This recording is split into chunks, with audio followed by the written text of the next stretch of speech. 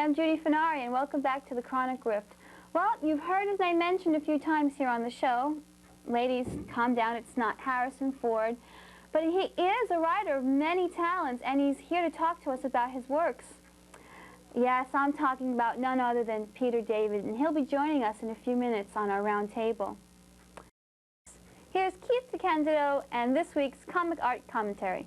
Hey, dude. Yippee-ki-yay, get along, little doggy. Hi, I'm Keith DeCandido, critic for the Comics Journal, and this is Comic Art Commentary. Kitchen Sink Press is planning a 2-issue comic called The World's Worst Comic Awards. No, not the Roundtable Awards. It's compiled by Jim Shoemeister and Rich Larson and is based in part on polls published in both the Comics Buyer's Guide and Amazing Heroes, and this, according to Kitchen Sink, will be to comics what the Golden Turkey Awards were to film. The first issue is set for December release and will include the worst male and worst female costumes, the worst group, the worst name, bad science, bad ads, and lots more.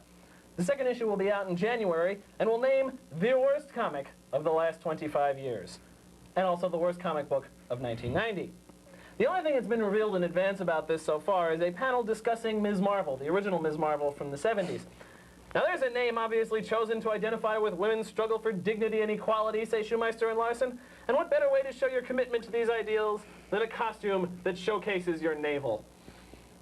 Promises to be absolutely delightful, this thing. Each issue costs $2.50. Shoemeister and Larson have said, by the way, that they will not include books published on allowance money, as they put it. They will only be giving this to professionals, quote, who should have known better, unquote. December will also see the release of The Collected Omaha, Volume 4. This sexually explicit funny animal comic, although I personally wouldn't call it pornographic. Graphic, yes, not pornographic. Collects the 11th through 14th issues of Omaha the Cat Dancer, as well as having a new 8-page story, both by Reed Waller and Kate Worley. Finally, Kitchen Sink is putting together the complete Batman daily newspaper comic strips from the 1940s. They're doing this in cooperation with DC Comics, the actual publishers of Batman.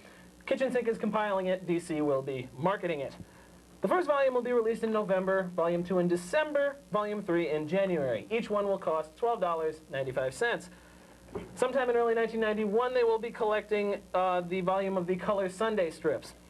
The strips are written by Bill Finger, drawn by Batman creator Bob Kane, with some help from a bunch of others. This week's comic in review is Dirty Plotte by Julie Doucet.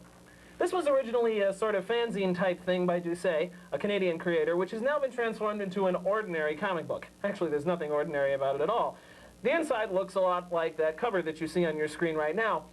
If Village Voice columnist Cynthia Heimel and Hayton Neat Stuff cartoonist Peter Baggy had a child, it might be Doucet. She has the sexual frankness of Cynthia Heimel, as well as the freneticism of Peter Baggy's art. The art is very busy. There's always about 17 things going on at once. Very frantic. A complaint could be leveled that Doucet isn't a skilled artist. It's the old complaint that's leveled against a lot of 20th century painting, as well as cartoonists like not only Doucet, but Baggy and Christine Kreitra. My 2-year-old could have did that. Well, your 2-year-old couldn't have. Doucet's anatomy isn't exactly what one would call representational on her characters, but so what? The images are very specific, very carefully and intelligently chosen. Doucet deals with sexual hang-ups very frankly, and some of the stories here, many of which are reprinted from the earlier incarnation of Dirty Plotte, will disturb some. Nothing pornographic, but very, very honest. This is some seriously weird stuff, but it's a damn good weird. Dirty Plotte is published quarterly by Drawn and Quarterly Publications. 24 pages an issue, $2.25 an issue. 1-year subscription only costs $5.95. And it's available at comic shops and directly by mail from the publisher and is recommended for mature readers. That's it for Comic Art Commentary this week. In closing, I just would like to say, Superman? Getting married? My goodness, we are getting desperate, aren't we, folks? Peter David got his start in the comics field working for the direct sales department of Marvel Comics. The urge to write, however, was strong within him, so he kept sending stories to Marvel's editors. However, in publishing, the relationship between editorial and sales is eccentric at best, and so a lot of people didn't take him that seriously, except for Jim Owsley. Owsley then edited the Spider-Man line of titles and was so impressed with Peter's writing that he gave him the assignment of writing Peter Parker the Spectacular Spider-Man, one of the 3 Spider-Man titles at the time. Now he's all over the place. He's no longer doing Spider-Man, but he does write comics for Marvel, DC, and First Publishing. He's written numerous books, including 2 1/4 Star Trek The Next Generation novels, 2 works of original fiction, and some young adult science fiction under the incredibly clever pseudonym of David Peters. He also has a column called But I Digress in the Comics Buyer's Guide. We have the man himself with us here tonight. He's the one over there in the white shirt. And with Judy and I, to pick on him, is Orenthal Hawkins, who was on the show once before when we talked about TV science fiction shows that flopped, and he's back again tonight. He also gets the first question. Orenthal, what do you think is something that is quintessential Peter David? Peter David at his most Peter Davidness, and why? You don't get to interrupt him until he's done. That's a difficult question simply because I don't think there's anything that's quintessential Peter David. All right. But if I had to pick something, I'd have to pick Howling Mad, simply because it's a variance on a theme. We all know the standard horror story, the standard werewolf story. In this case, we get the story of I don't know what you'd call him, a wereman. A man-man. A man-man. Right. A wereman. A wolf man. Something like that. You shut up. All right. Thank you. We have, instead of having the standard story of, well, we have a man bitten by a werewolf. So guess what happens when the moon is full? He turns into a werewolf. In this case, we have a wolf bitten by a werewolf, and now it's, my God, a man. And in the middle of New York City, well, need I say more? How do you respond to this? Just the fact that this as a quintessential bit of your But when work, do you feel most like yourself? Yes, right. No, I'd say that Hawk is essentially correct, that one of my favorite themes, not as if I came up with it, but one of the themes that I like to examine is to take the normal cliche, take the thing that everyone automatically assumes to be the way things are, and try and invert it or turn it on its ear, or in some way, shape, or form make sure that it's being done in a different manner.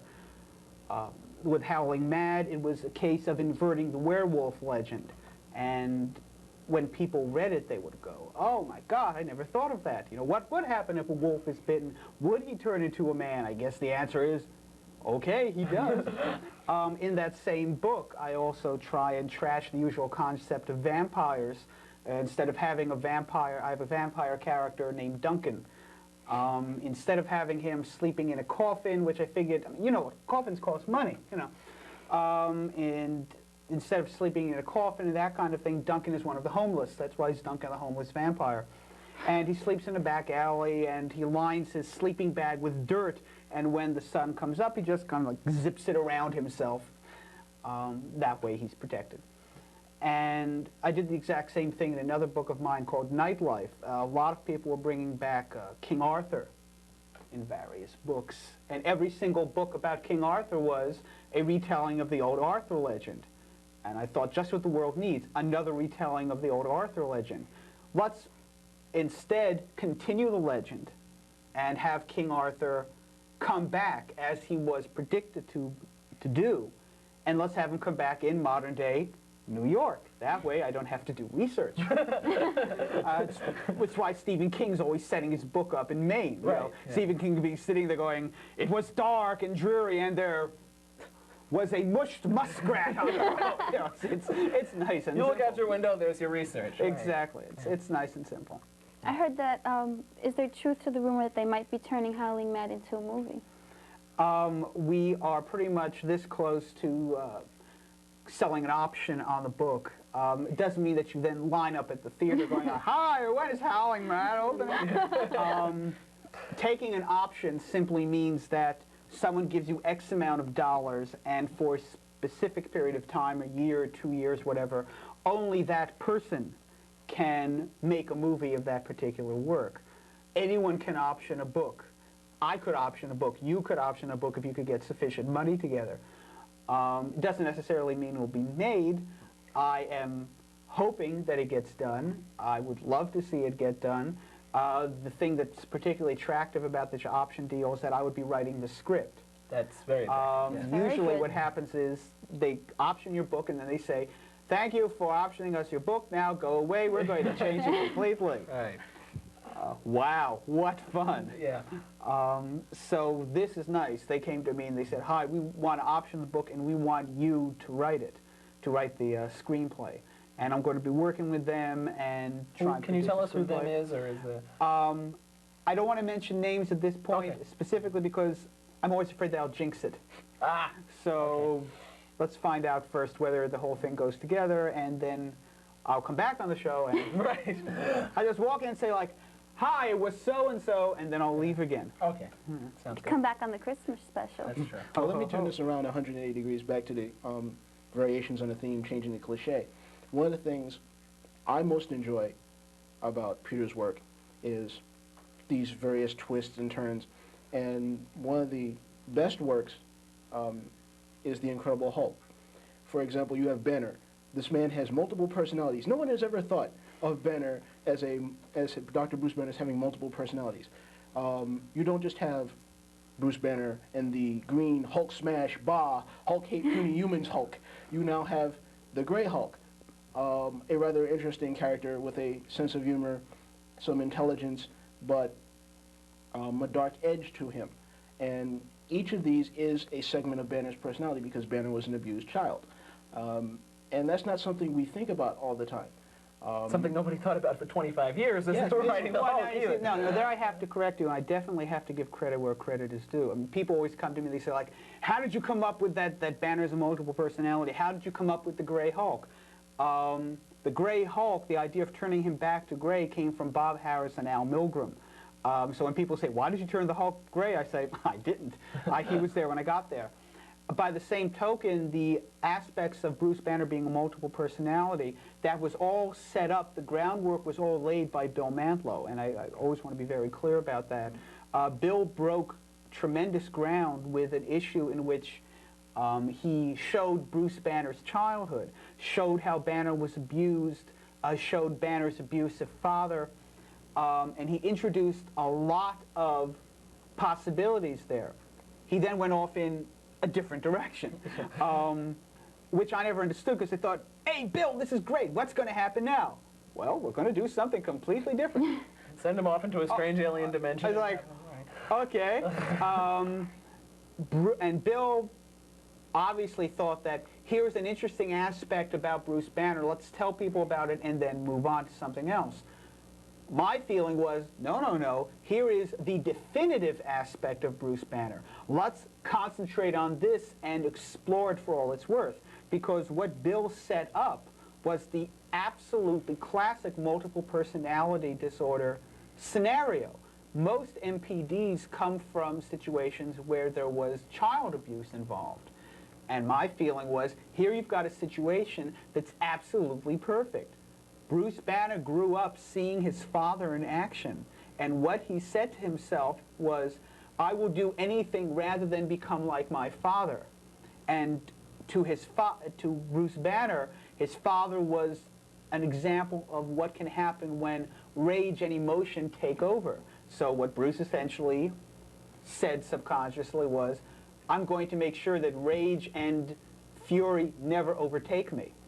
And as a result, he suppressed it, but you couldn't put it aside forever, and eventually it incarnated as the Green Hulk.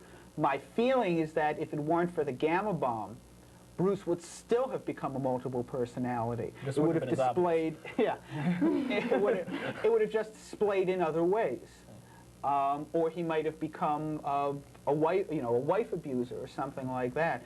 He was mentally screwed up from the get-go, is where I was going with that.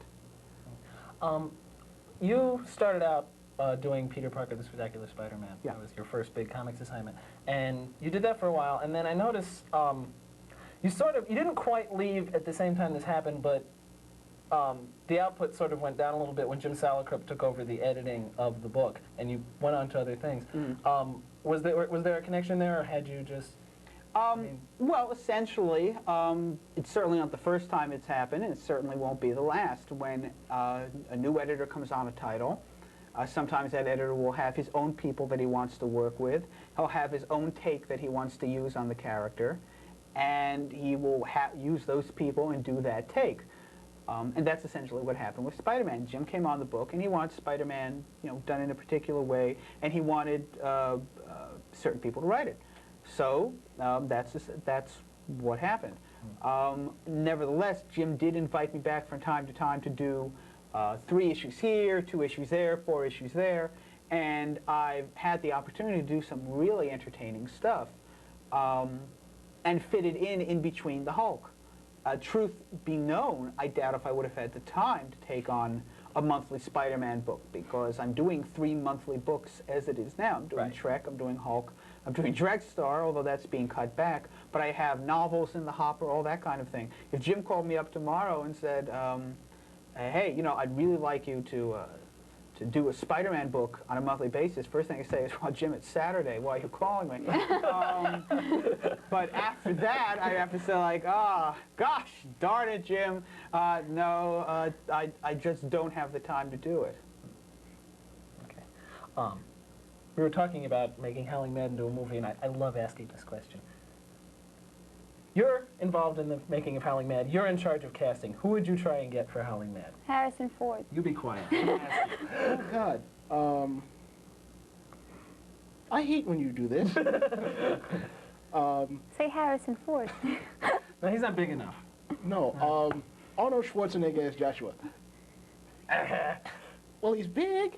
Well, the similarity is there. Well, in the book, I specifically say that Joshua looks like Schwarzenegger. That's the true. reason I did that was so that if Schwarzenegger is reading the book, you go, this would make a good movie for me. And, so it's like, hey, Arnold, here it is. I would like to see anyone who would get the movie made star in it. So there's a handful of actors in Hollywood who can get a film, what's called green-lighted. Schwarzenegger's one, so that, Hawk has come up with someone who would, get the movie made, which is always good. Harrison Ford could get the movie made. Kevin Costner could probably get the movie made. Until the 2 Jakes, Jack Nicholson could have, but now he can't. Uh-oh. Yeah, Jack Nicholson as Joshua? I don't think so. Oh, you could cast him as, he could direct. He could direct. You could cast him as the vampire. Hey, he could do Duncan, yes. Yeah, he could. A good actor can do virtually any role. Yes. So. Well, sometimes there's visual aspects to be taken in. I mean, casting a balding, double-chinned man as this large person who looks like Arnold Schwarzenegger wouldn't work. Well, just because he's described in the book as looking like Arnold Schwarzenegger doesn't mean that you then have to cast Schwarzenegger in the role, of course. It's a good thing. I mean, if you can't get him, then you've got a problem. I mean, you can always key a role to the physical type of the character. I mean, keep in mind that in the Terminator, Arnold Schwarzenegger was not supposed to play the Terminator. The Terminator, you didn't know this? No, I No. didn't. The Terminator was originally going to be played by Lance Henriksen. Now, Lance Henriksen played Bishop in the movie Aliens. He's also in Terminator in a supporting role as a cop. What happened was when Schwarzenegger became available, Cameron cast Schwarzenegger in the role and gave Henriksen a supporting role as a cop. It's kind of like, hey, I'm really sorry, and the next big movie we make, you'll have a really good role, which is why Henriksen got to be ripped to shreds in Aliens. Right. We did get a feeling of what Henriksen would have been like in the role of the Terminator when he was in Beauty and the Beast. In the 3rd season, he played this assassin named Snow, and so I always thought that would be kind of interesting. But you can't picture two physical different types than Lance Henriksen and Arnold Schwarzenegger.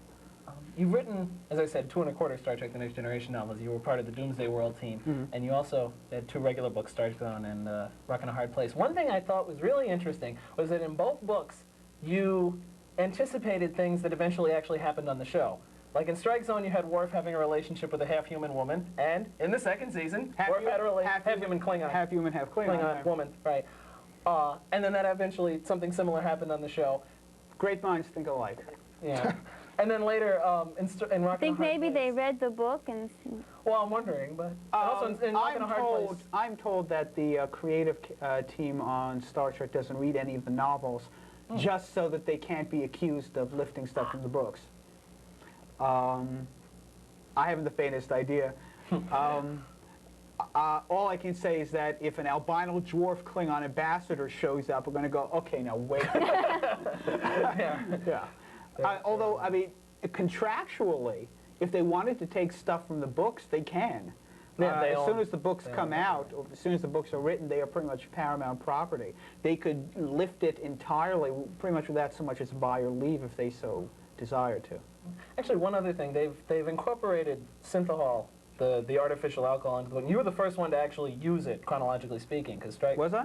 Yeah, Strike Zone was the first time. Oh, okay. But that was something they came up with on the show. Oh yes, that was in the Bible. Okay. The Bible, being the writer's guide Right. to Star Trek for all you non-technical people there.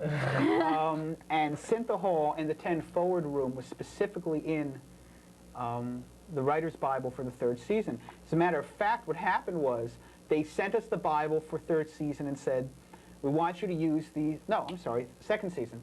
And they said, we want you to use these characters.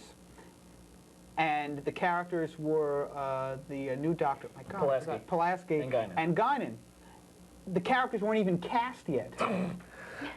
And I was having real trouble getting a handle on the characters because all I had to work with was the Bible for the 2nd season and the names of the characters, and that was it. I wasn't even going to use Guinan at all.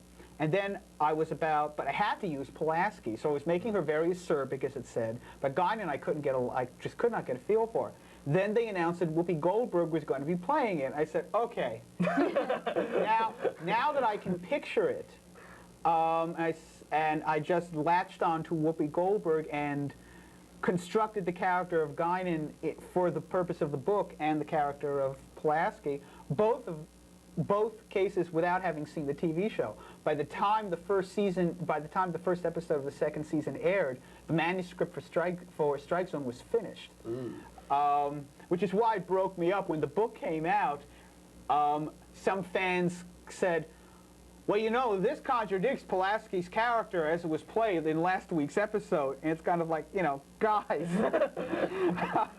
let's keep a few things in mind. Like, I wrote this book before the show's even aired. Yeah. All things considered, actually, I thought I managed to hit it pretty well. I was always rather pleased with the way that they came out.